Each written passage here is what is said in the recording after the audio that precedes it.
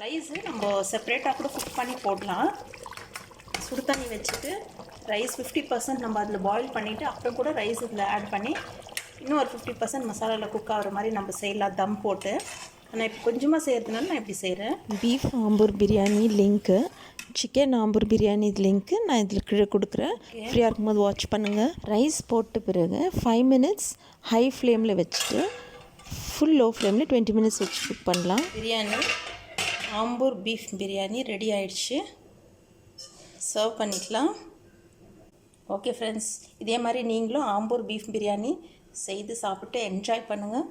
உங்களுக்கு பிடிச்சிருந்தா உங்கள் ஃப்ரெண்ட்ஸ் ரிலேட்டிவ்ஸ்க்கெல்லாம் ஷேர் பண்ணுங்கள்.